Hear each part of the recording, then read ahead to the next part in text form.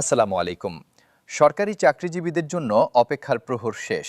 নবম জাতীয় বেতন স্কেল ২০২৫-এর সুপারিশ অবশেষে প্রধান উপদেষ্টা অধ্যাপক মোহাম্মদ ইউনূসের হাতে পৌঁছেছে এবং এবার যে পরিবর্তনগুলো আসছে সেগুলো সত্যিই চমকপ্রদ। চলুন বিস্তারিত জেনে নিই। বুধবার রাষ্ট্রীয় অতিথি ভবন যমুনায় সাবেক অর্থসচিব জাকির আহমেদ খানের নেতৃত্বাধীন ২৩ সদস্যের বেতন কমিশন তাদের প্রতিবেদন জমা দিয়েছেন। এই প্রতিবেদনে যেসব সুপারিশ এসেছে তা সরকারি কর্মকর্তা কর্মচারীদের জীবনযাত্রার মানে ব্যাপক পরিবর্তন আনতে পারে। প্রথমেই আসা যাক শিক্ষা সহায়ক ভাতার কথায়। বর্তমানে একটি সন্তানের জন্য মাত্র ৫০০ টাকা এবং ২ সন্তানের জন্য ১,০০০ টাকা শিক্ষা ভাতা রয়েছে। কিন্তু নবম বেতন স্কেলে এই ভাতা ১ লাফে বাড়িয়ে ২,০০০ টাকা করার প্রস্তাব করা হয়েছে শুধুমাত্র এক সন্তানের জন্যই, অর্থাৎ ১৫০০ টাকা বৃদ্ধি। ২ বা ৩ সন্তানের জন্য কত হবে সে বিষয়ে বিস্তারিত তথ্য এখনও প্রকাশিত হয়নি, তবে এটি নিশ্চিত যে হার আরও বেশি হবে। টিফিন ভাতার ক্ষেত্রেও এসেছে বড় পরিবর্তন। বর্তমানে ১১ থেকে ২০ গ্রেডের কর্মচারীরা মাসে মাত্র ২০০ টাকা টিফিন ভাতা পান। নতুন প্রস্তাবে এটি ৮০০ টাকা বাড়িয়ে ১,০০০ টাকা করা হয়েছে, ৫ গুণ বৃদ্ধি।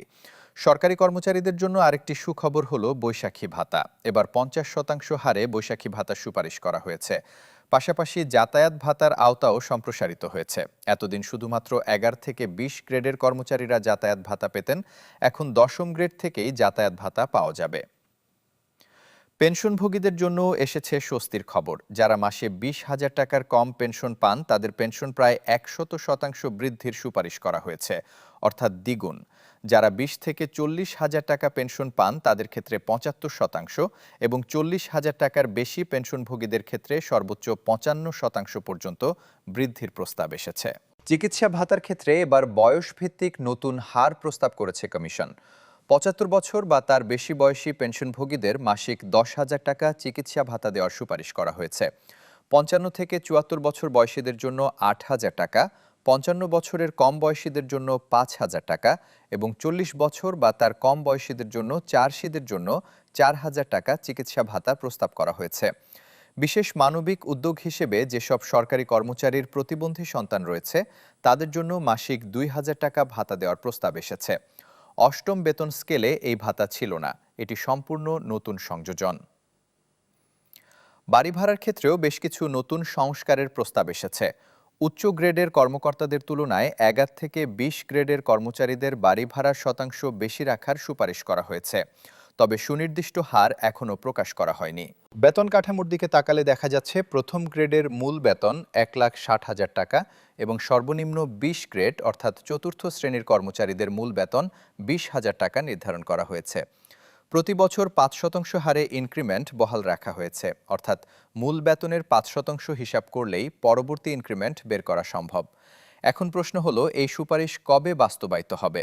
প্রতিবেদনটি ইতোমধ্যে অর্থ মন্ত্রণালয়ের কাছে গেছে। আজ বৃহস্পতিবার অফিসের শেষ দিন। শুক্র ও শনিবার সাপ্তাহিক ছুটি থাকায় রবিবার থেকে এই বেতন কাঠামো নিয়ে আনুষ্ঠানিক আলোচনা শুরু হবে। অর্থ মন্ত্রণালয় এখন কমিটি গঠন করে যাচাই বাছাই করবে কিভাবে এবং কত দ্রুত এই প্রস্তাবনা বাস্তবায়ন করা যায়। গেজেট প্রকাশের বিষয়টিও এখন সরকারের প্রধান ফোকাসে রয়েছে। সূত্র জানাচ্ছে সরকার যত দ্রুত সম্ভব এই বেতন স্কেল কার্যকর করতে আগ্রহী, তবে পুরো প্রক্রিয়াটি সম্পূর্ণ হতে কিছুটা সময় লাগবে। আশা করা যাচ্ছে খুব শীঘ্রই অর্থ উপদেষ্টা চূড়ান্ত সিদ্ধান্ত ঘোষণা করবেন এবং গেজেট প্রকাশের জন্য প্রয়োজনীয় পদক্ষেপ নেওয়া হবে।